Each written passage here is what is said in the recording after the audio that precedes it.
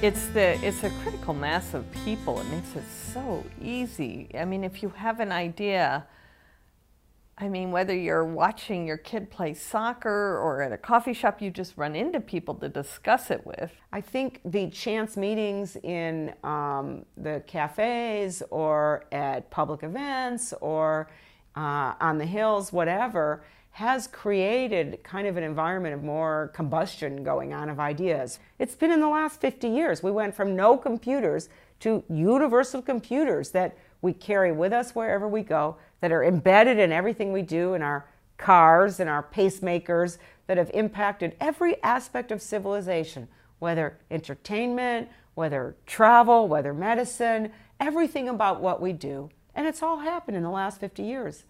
That's a remarkable story.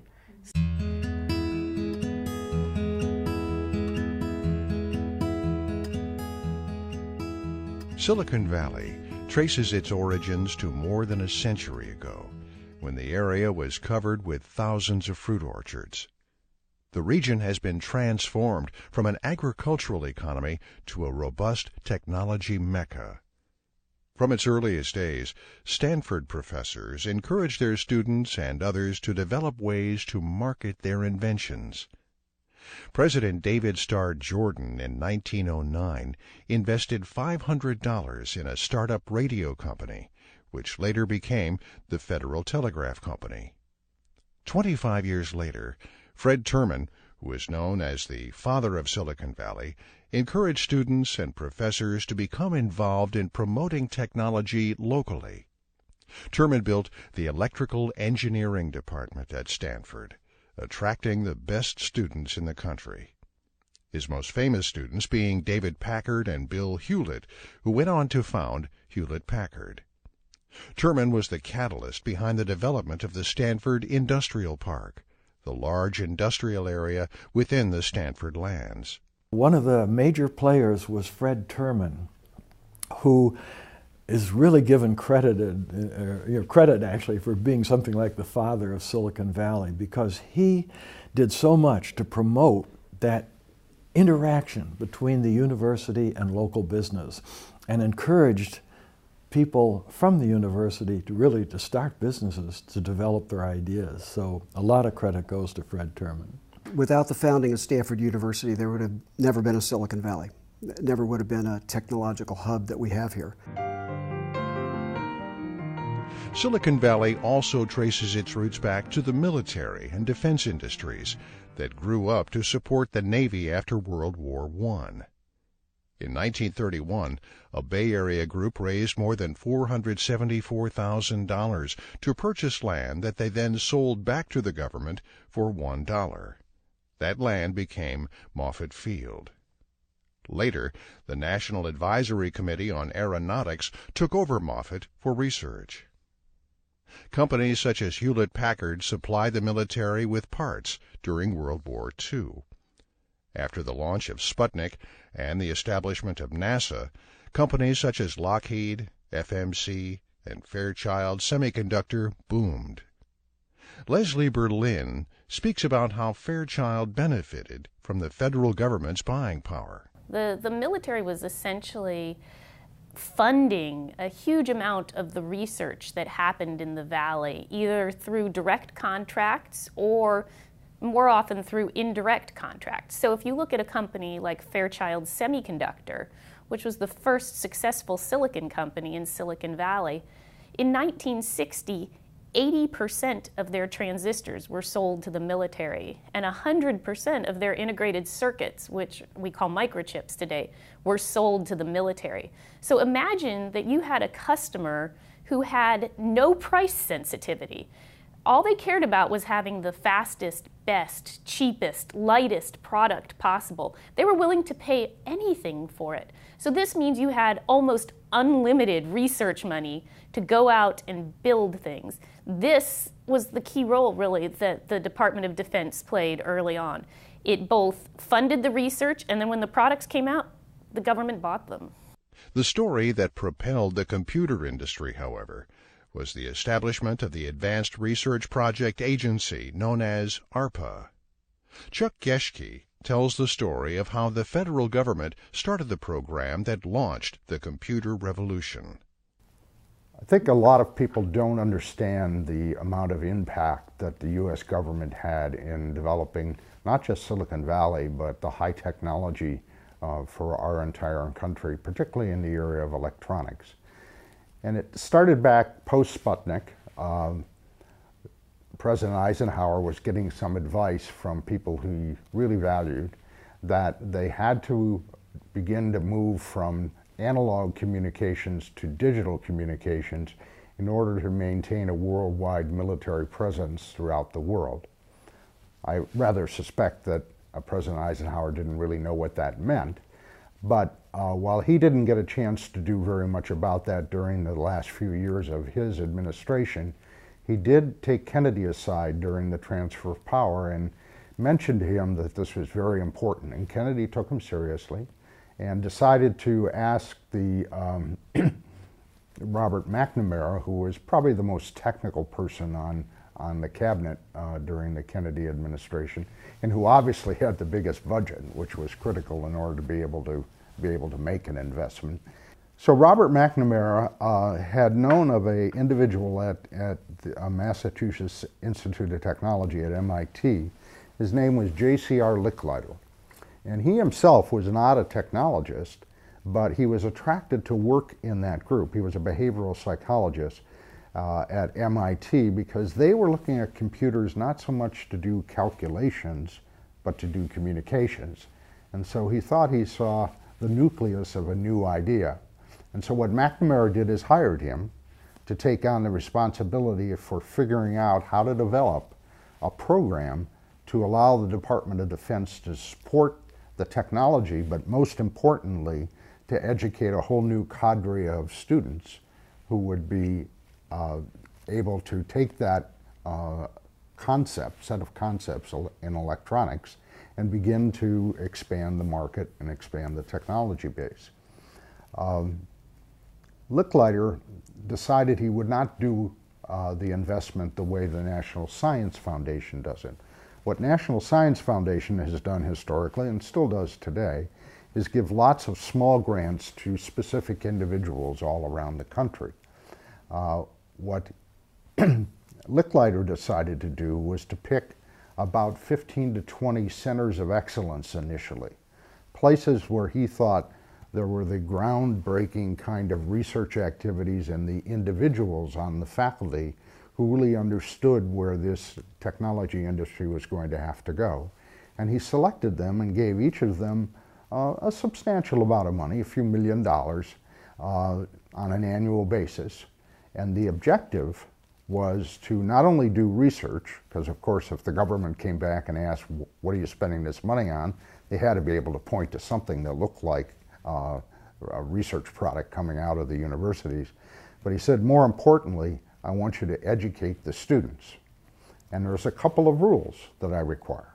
Rule number one is, nothing you develop is proprietary to your research group or your institution. The objective is to share this with all of the other members of these communities. And the second thing is you have to proactively take on the responsibility of communicating what you're doing with all of the other institutions who are being granted. So the name of this organization was called the Advanced Research Projects Agency, ARPA. And if today you go through the lineage of Silicon Valley and all of the high-tech companies that are here, essentially all of us were educated through ARPA. It was a tremendous investment, and it was done in a very unique and novel way. The ARPA students went on to populate companies and labs around the United States. In the early 70s, Bob Taylor, who was head of ARPA at one point, went to Utah, was at Utah for about a year, but then was hired by George Paik to come and start the computer aspect of Xerox Palo Alto Research Center. And what Bob Taylor did is he skimmed the cream from all of the ARPA institutes around the country and hired the best students. And so Butler Lampson and Alan Kay and Chuck and all the rest of the people were brought to Park to work on the Office of the Future, and it's my belief that that's really where today's personal computers came from. But the influence of ARPA was very, very profound on the history of computing. Bob Taylor became the manager of the Xerox Palo Alto Research Center's Computer Science Laboratory, where the personal computer was invented. I got a phone call from him asking me to come back and visit again. And he said, "I'd like to talk to you about a job." So I went back again, and he said, "I'd like for you to start this computer science lab that we're going to have. And the fellow who is the deputy director, me, is going to be able to spend his time selecting the people and the programs that we work on. And that's what I care about." So I took the job. Because I had my own agenda, which was computing as a communications medium. And the ARPANET had opened the door to communications, but there were a lot of things that were yet undone that were necessary if you really wanted a distributed computer system that was interactive and focused on communication. So we set about doing that in PARC. Alan Kay, a member of one of the computer labs at Xerox PARC, conceived of a portable computing device that he called the Dynabook 40 years ago. The Dynabook was an ancestor of the modern-day tablet. Alan talks about Bob Taylor's management style at Xerox PARC. Licklider was somewhat intuitive, but Taylor was a student of what Licklider did and why he thought what Licklider did worked and why he thought what he did when he was running the show at ARPA worked. And he put those principles into practice at PARC. And it was amazing because, you know, Taylor never ventured a goal. He held on to that thing. So his idea is he just trusted his technical people, and he spent his time, besides fighting with Xerox, he spent his time tuning up the social dynamics of the place. Because he didn't want to hire people who could be managed. And he certainly succeeded on that. But the thing is, you have to have synergy. You can't just have a bunch of bumblebees. And so his idea was there will be times when it's important for this group of lone wolves to cooperate. And I'm going to create the conditions so that they will be willing to cooperate. And it turned out to be, for instance, the Alto was one of those.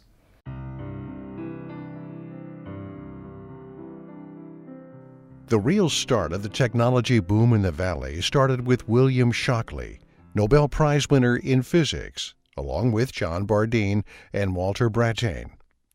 Even though he had been living in the East, Shockley decided to start a company in Palo Alto because his mother lived there.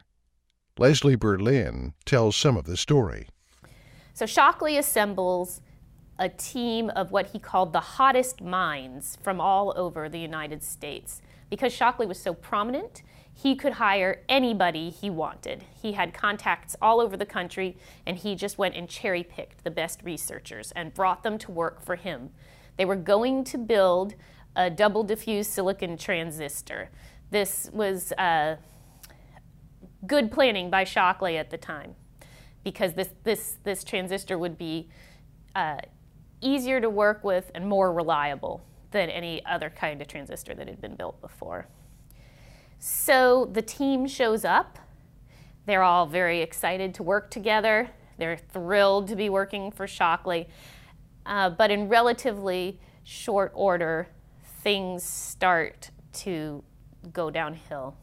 Even though the people Shockley assembled were among the best in their field, the group starts to fall apart.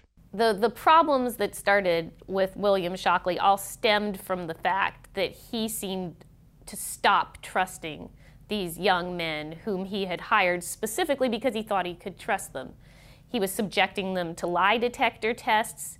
He was, for reasons known only to himself, publicly posting their salaries on the wall for anyone to see. He took a small subgroup of his employees and set them up working on a secret project of his own design, this 4-layer diode project. Made it clear that he thought these were the people who were really kind of with it, and everybody else, no. He had started the company, Shockley had, with the ambition to become a millionaire. And he would jerk the company back and forth between doing significant research and trying to pursue a commercial product. He didn't seem to see those as being sort of in a continuum. Instead, it would sort of be, now we're doing research. And then someone would say, oh, how much money are you making, Shockley? And he'd flip to, now we're building product. And there was no consistency at all. All of these things led a group of 7 young men to decide that they wanted to leave. Among this group, you have Jean Erny, who is the inventor of the planar process, which is the process that made it possible to produce large number of microchips all at the same time. You have Gordon Moore, who is the man behind Moore's Law and the co-founder of Intel with Bob Noyce. You have Bob Noyce, who is one of the inventors of the microchip and also one of the founders of Intel. You have Eugene Kleiner, who is one of the founders of Kleiner Perkins. I mean, that's 4 of the 8 guys, and the other 4 guys were just absolutely brilliant themselves. I mean, they were the people who actually built these microchips. They were the people who made the facilities run.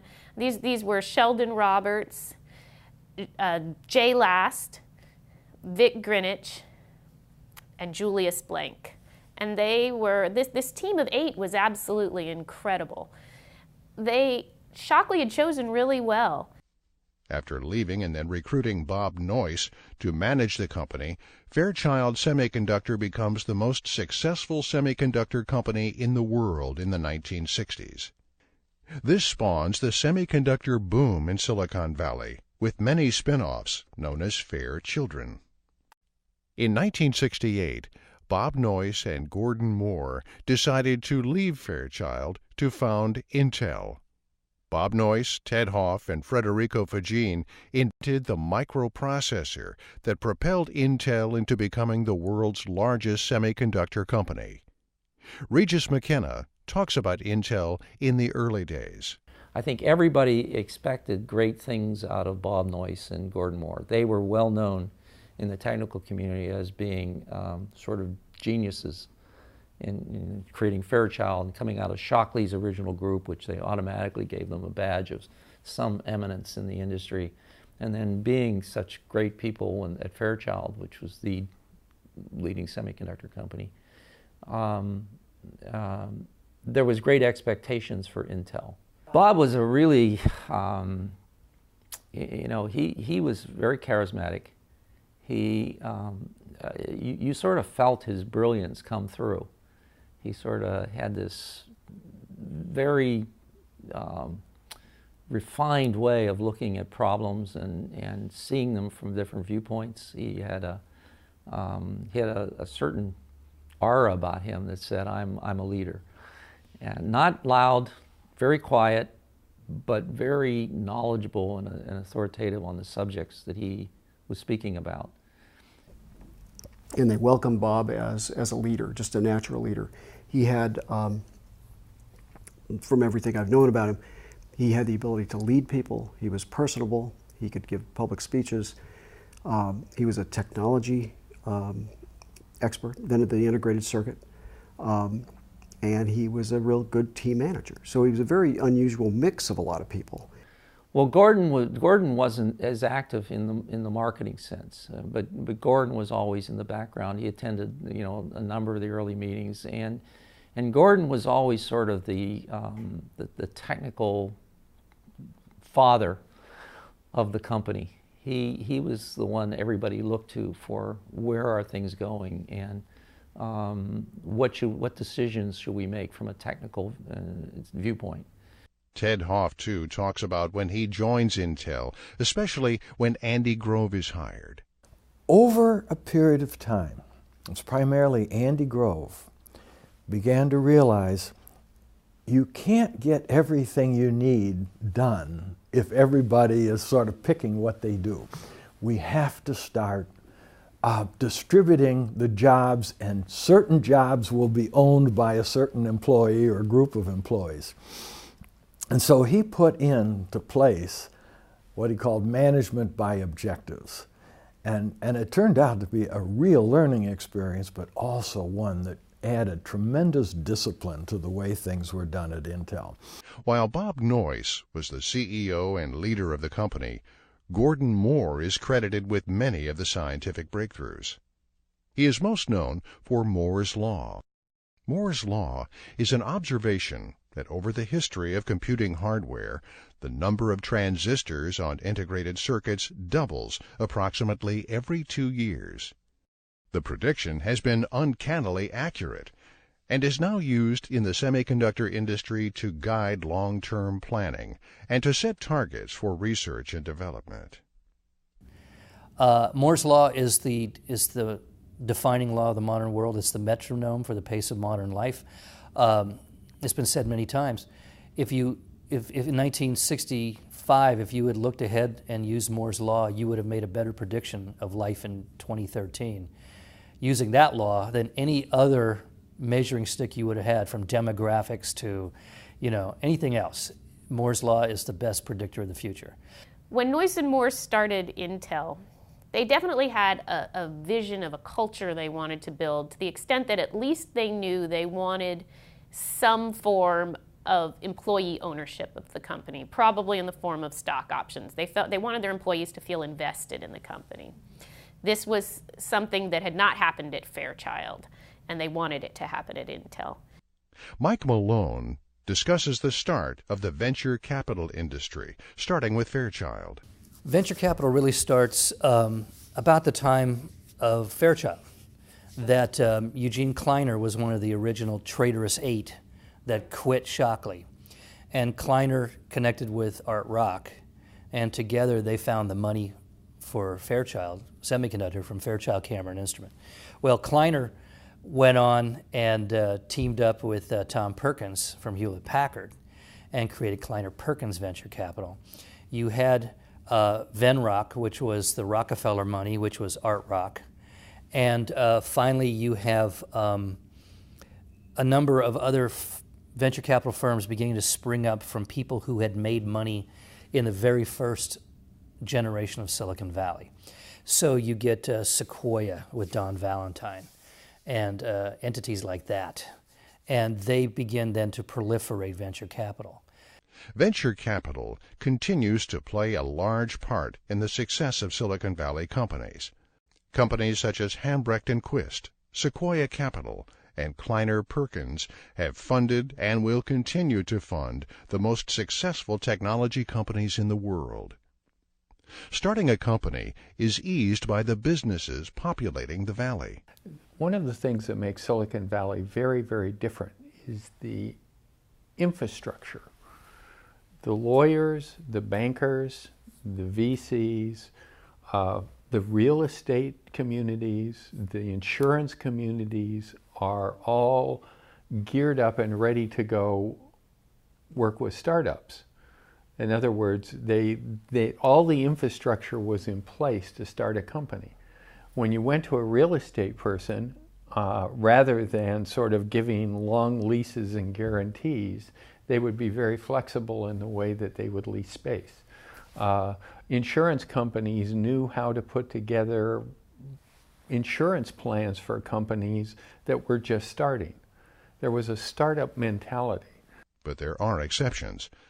Donna Dubinsky, founder of Handspring and Numenta, talks about the lack of support from the venture capital community when she tried to bring the Palm Pilot to market.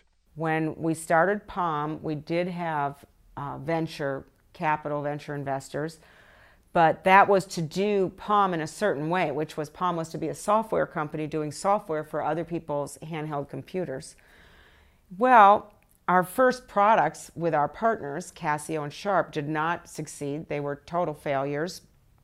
We learned a lot from those, and we figured out how to do things right and what we wanted to do next. And in the end, decided we needed to design it together, hardware and software as an integrated device together. And we set down that path Our venture investors, however, felt that was much too risky. They felt that one shouldn't go into hardware, that those things had clearly separated, that we were to be a software company. It was far higher risk to do the hardware component, and they didn't support us. And we ended up having to sell the company to U.S. Robotics, as it turned out, and that was the way we financed the Palm Pilot and brought it to market. We were unable to raise venture capital to bring the Palm Pilot to market. The Palm Pilot turned out to be one of the most successful new products in consumer electronics history. We were unable to finance it. So everybody who thinks about venture capital investing and tolerance for risk and innovation in Silicon Valley has to realize that it's not every time and universal and right 100% of the time. There's plenty of times where the firms didn't take the risks and the companies couldn't get financed because what they were doing was almost, too innovative. The venture capital businesses not only look at the ideas and inventions, but also assess the people who will take over the leadership of the company. Silicon Valley CEOs must be risk takers and visionaries, but also be confident leaders. Diane Green, co-founder of VMware, discusses her own abilities. Oh, I've always loved being in charge. Yeah, I mean, it's nice to, I love skippering sailboats. I grew up skippering sailboats. I like being able to think about how to do things optimally. I love getting input from other people. I never kind of think of myself as the smartest person, but I'm pretty good at surrounding myself with pretty smart people, much smarter than me. And I just love sort of orchestrating that and facilitating, really good things to happen. So, and I'd had so many frustrating experiences working for other people, where it seemed so obvious what should be done and it wouldn't happen. And so as CEO, I didn't experience that because I got to be in charge. So for me, it was kind of the only job I liked. The corporate culture of the Valley businesses is legendary. Casual dress, cafes, stock options, and open workspaces prevail. I do think our corporate culture here is very different than elsewhere. I remember feeling a bit of culture shock when I came out here. In fact, I had worked at a major money center bank in Philadelphia, kind of a junior financial analyst working through the ranks. And I remember how we had to wear our little suits and stuff to the office, but not only that you could take your jacket off and put it around your chair when you were seated. But if you got up to go somewhere, get a cup of coffee, go to the bathroom, whatever, you were required to put your suit jacket back on, because it's possible that when you were walking in the hall, you might encounter a customer. So you were to always be professionally dressed in that case. Very strict kind of a culture. Then I came out, my first job in the Valley was at Apple, and everybody's running around in jeans and t-shirts and shorts and sandals, and I was totally blown away. I'm like, what is this, summer camp, or is this a business? I don't get it. And I remember all these things just feeling crazy to me. Things like, we had titles at the bank, and if you were an assistant vice president, that was very different than an associate vice president or a senior vice president or executive vice president, and these things had very strict definitions, and you worked your way up the ladder, and you really took pride in understanding where you were on this ladder. And then I come out to Apple, and they have people with evangelist on their business card. What kind of a title is evangelist? That's crazy. And then I found out you could put whatever title you wanted. People put chief bottle washer on their business card.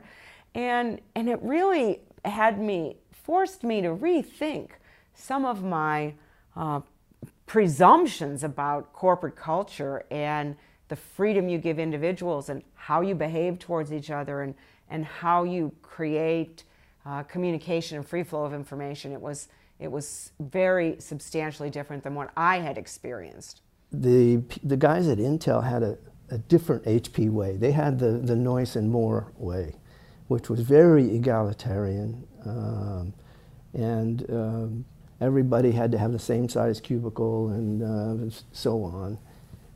Nobody had a named parking place, and overshadowing all of that was They wanted every employee to own some stock in the company so that they would share in the thought that, gee, this is my company too, and if somebody's not doing the job right over here, I'm going to see that they get told. So that was very, very foreign to people from the East Coast or the Midwest, and it was a whole new concept and idea. Google is most famous for all its perks and workspaces. Eric Schmidt talks about the reason for all of this. You know, the fun parts of Google, the food, the buses, all the toys, turn out to be very inexpensive. Everyone thinks that somehow we coddle our employees. Let me tell you that our employees work incredibly hard. These small things make a huge difference to them. And at the end of the day, we believe that the people, and in particular the creative employees, matter the most. Before or after work, people gather at the watering holes, cafes, and restaurants to talk about deals or ideas that they are working on. Jameis McNiven, owner of Buck's Restaurant in Woodside, the scene of many negotiated deals, discusses one of those original ideas. Well, back in the 90s, Sabir Bahati and Steve Jurvetson met here, and they launched Hotmail. Now, Hotmail was a big deal at the time. It was one of those great ideas that had it didn't weigh anything. It had no proprietary software. There was nothing to patent. It was just an idea, free email with an advertising tag. How do you control that? You control it by launching a big brand around it, and they sold that for $400 million back when that was real money. The geography and climate also are factors in why the area has become the center of the technology universe. So Silicon Valley is great, sort of not so secret ingredient in the recipe has been its attractiveness to basically anyone who bothers to think at all about what they want out of their lives. I mean, you have beautiful weather, you have excellent schools, you have access to one of the world's great cities, you can get to the mountains in a couple hours, you can get to the ocean in an hour, you have great cultural offerings, you have a great diversity of people, you have it's just a really nice place to live. Both Apple and Google had humble beginnings. The first workspace for Apple was in this garage in Los Altos. Steve Jobs and Steve Wozniak formed a partnership where Jobs was the business side and Wozniak, known as Woz, was the technologist. Woz designed the first Apple, and then Jobs was able to land a contract to build 50 of them to be sold at the Bite Shop in Mountain View. Mike Markula, formerly of Fairchild and Intel, infused money into the company to get them started. He remembers the beginning. One of the people that worked at Fairchild when I was there was a guy by the name of Don Valentine. Don went to National Semiconductor and then started Sequoia venture capital firm. Don provided some of the money to Nolan Bushnell to start Atari. Steve Jobs worked at Atari and also convinced Woz to moonlight doing some things for Atari. And Woz was working at HP. So when the two of them went to the homebrew computer club over at SLAC on the Stanford campus, and Woz invented the Apple I, designed the Apple I, and Steve Jobs decided that he could sell 50 of those and make a profit. They decided to form a partnership, and I'm trying to make a long story short here. They did, and they needed money to buy the parts to build the boards so that they could sell them at the Bite Shop. And so they thought they needed some financing, and Steve Jobs asked Nolan if he would be interested. He said no. He said, well, you know, who can I talk to? And Nolan said, we'll talk to Don Valentine. So we called up Don Valentine, and Don went over to see them in their garage in Los Altos. He came out there with his, he's just shaking his head. But he knew that I was doing this Monday, helping people do business plans. He said, oh, I know. Who's the right guy for you? So he called me up and said, Mike, there's these two guys over in the garage that you ought to go see them. And I said, okay. I didn't have the foggiest idea what was going on over there.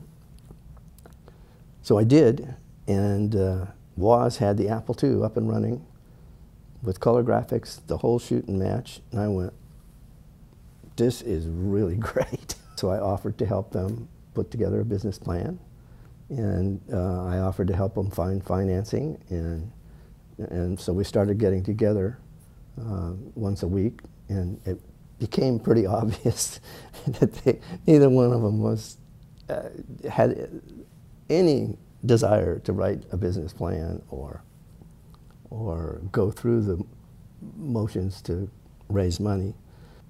I kept adding meat to the bones of the business plan, and pretty soon I said, okay, I'll write the business plan. And I did. I sat down and I wrote a really good business plan, and it said that I could build a Fortune 500 company in less than 5 years. Had never been done. Apple's impact on the computer revolution has been tremendous. Jobs became the driving force in the marketing of many innovative products, including the Macintosh, iPod, iPad, and iPhone. Chuck Geschke comments on Adobe's relationship with Steve Jobs. One of the lessons you learn as a business develops is that in addition to your customers and the people who own your stock, your shareholders, it's also the businesses and the companies that you partner with that often make a tremendous difference in your ability to succeed. And I often think about the fact that if we hadn't met Steve Jobs right at the point where he was developing something where he needed us, that partnership may never have been realized. And in any partnership, there are pluses and minuses. Just like in any marriage, there's always continuing negotiation. Well, there certainly are in businesses. But from the very beginning, Steve was really committed to making the relationship between Adobe and Apple work. John Warnock and Chuck Geschke, both Xerox PARC researchers, decided to leave in 1982 to start their own firm, Adobe Systems. Warnock and Geschke developed a page description language at PARC called Interpress. But Xerox didn't want to bring it to market in a timely way. John Warnock explains. Our goal, my goal, was to build device-independent graphics at Xerox. We did that, and the device-independent graphics could move from the display to the printers without changing the model of how the graphics work. We were asked to design a printing protocol called Interpress because they needed one for their office products that they were going to bring into the world. We spent 2 years doing the design, toured Xerox, sold it to Xerox. They said, yes, this is what we're going to use.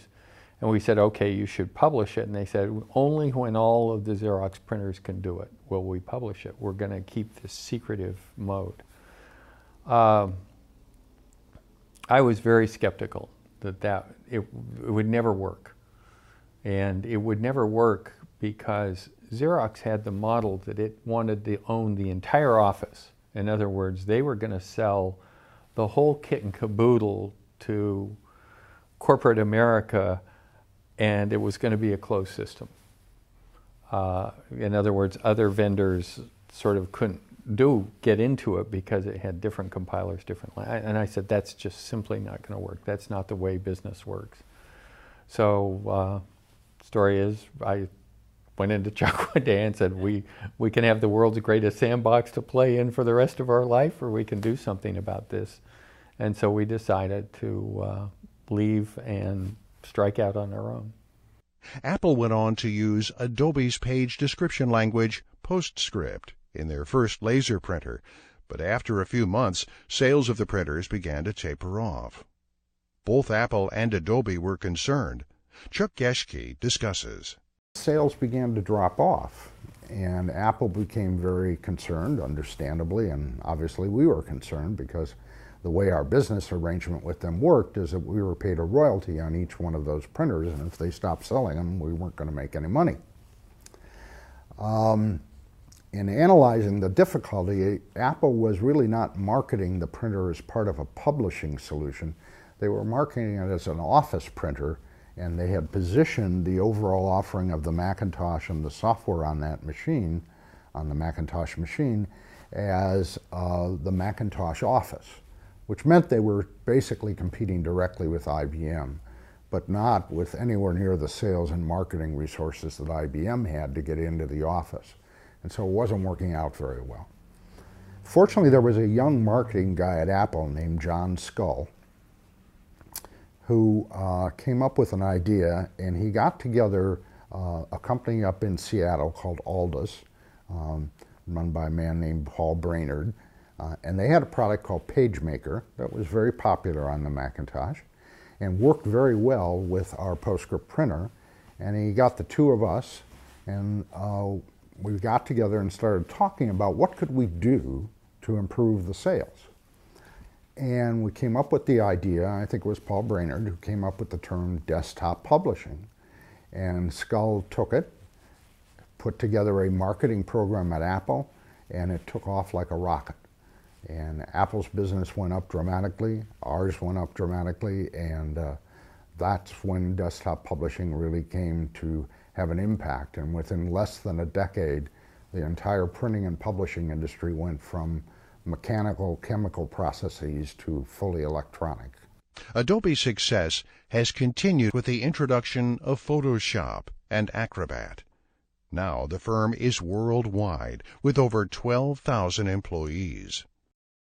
Google began in January 1996 as a research project by Larry Page and Sergey Brin when they were both PhD students at Stanford University. I joined Google because of Larry and Sergey. I wanted to be in a small company near my home that was interesting and full of smart people. It never occurred to me that Google would become successful at all, but I loved working with them. The lesson that I learned is don't worry about your job, worry about who you work with. It makes all the difference. Google's management style is a better style for the smart, creative people we're getting today. It's much more entrusting of people's ideas. People are allowed to work on their own time on things that they're interested in. It's much more collegial and collaborative. It's less hierarchical. That plus the famous food means it functions more like a graduate school, much more like a creative thing. And of course, there are parts of the business that are run traditionally, the financials, for example. But the creative side, the invention side, is run very differently and much better in my view. While conventional search engines ranked results by counting how many times the search terms appeared on the page, the two theorized about a better system that analyzed the relationship between websites. Before Google was founded, people had search engines, but they were relatively easily manipulated. You could get your site higher than it should be. Larry and Sergey invented an algorithm called PageRank when at Stanford, which changed it because all of a sudden everything was ranked not based on how you thought you were, but how the world perceived you. That algorithm made everything. Eric Schmidt discusses the future of mobile technology.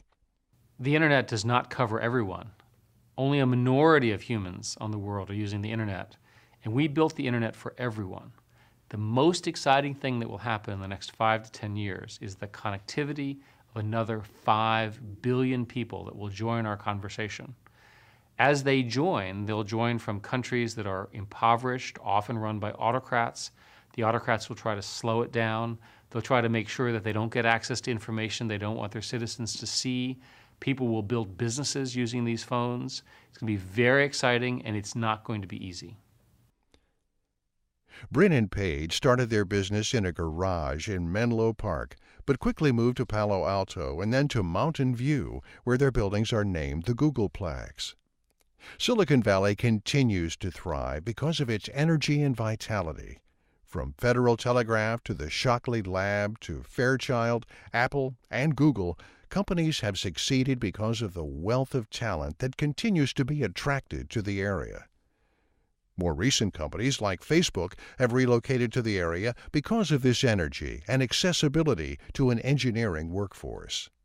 Silicon Valley sustains the largest collection of the most creative companies and people in the world, rich in brainpower, financial muscle, research dominance, and talent. Supporting them is a vast infrastructure of venture capitalists, law firms, management consultants, marketing experts, and service providers. All indicators predict that Silicon Valley will continue to prosper well into the future.